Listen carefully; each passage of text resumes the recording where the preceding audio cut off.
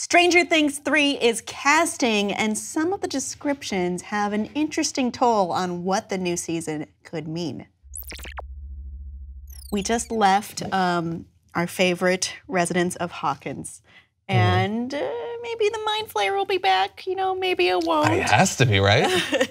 It certainly looked like it. And we're looking toward season 3 as being the next evolution of the show.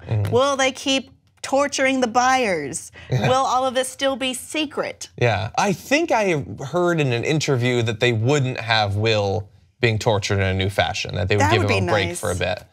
Yeah, that doesn't mean that somebody couldn't be tortured. I mean, I guess 11 has had a rough time, but they could focus more on her and her sort of internal strife. Or some of the other friends, or new characters. So the hashtag show got their hands on season 3's character casting for new characters added to the show. And they are pretty interesting. And let's take a look at them and then we'll talk about them. So the first one is Mayor Larry Klein, a classic 80s style politician, pathetic and driven only by his own interests. The studio is looking for a male aged 40s to 60s. Okay, we also have Bruce, a morally compromised news reporter in his 50s. Bruce was described as outwardly sexist, overweight, and bedraggled. Poor guy. No, Patricia Brown. Patricia seems to be filling this role of the sweet neighborhood elder in her 70s who will spend a lot of time tending to her garden and offering her advice to the neighborhood kids. Betty White, Betty White. 70s, not 90s. Oh, who cares? She's young for her age. She's got spunk. She can do it. Okay. Come on, imagine. They're walking up to this old woman and then she turns and it's Betty White. That would be awesome. And they need like a big guest star. Like, I mean, I don't know if we're supposed to do spoilers, but I would say the standout, the breakout star of the last season is no longer there. And so, like, imagine if it was Betty White. Like, this is already an internet phenomenon. That would send it over the top. Well, what I want to talk about is more based on these character descriptions. Okay. So when we last left, we had Murray, I think Murray was the name of the character, played by Brett Gelman, kind of exposing the lab for what they did to Barb. The sort of like reporter slash kind of conspiracy theorist. Conspiracy theorist, 100%. He's not really a reporter, he's a conspiracy theorist slash kind of weird perv who tries to set up teens to get it on in his weird, heavily filmed house. So what this seems to be implying is, I mean, we have a mayor, we have a reporter, we have a nice old lady who gives advice. I'm gonna ignore the nice old lady for now. But the mayor and the reporter are kind of a public side of things. So could it be that news of this is getting out beyond just the core cast? Does the city of Hawkins, is it gonna be revealed to everybody what's happened or something new happening?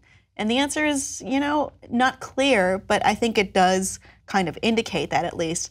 Something else that people found interesting about this were the names. Mayor Larry Klein seems familiar to the mayor in Jaws, Mayor Larry Vaughn, and Bruce, of course, was the name of the shark in Jaws. So I'm wondering, I mean, could we follow the trajectory of Jaws as well? I guess I don't watch Jaws super closely. This show is, let's say, borrowing from a lot of different classics. Yeah, it's one of the things people like about it. Yeah.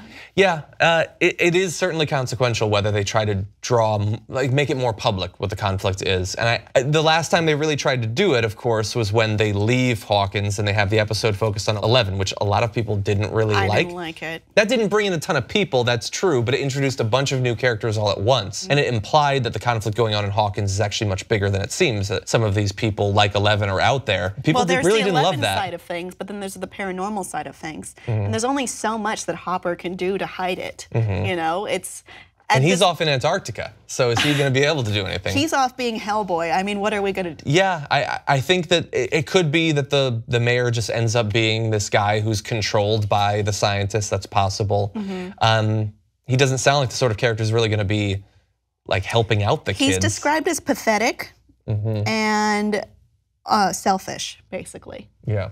So yeah, he could be a puppet. Maybe a minor villain. Maybe, like a what is it called? Deuter antagonist? Deuter agonist? A secondary antagonist.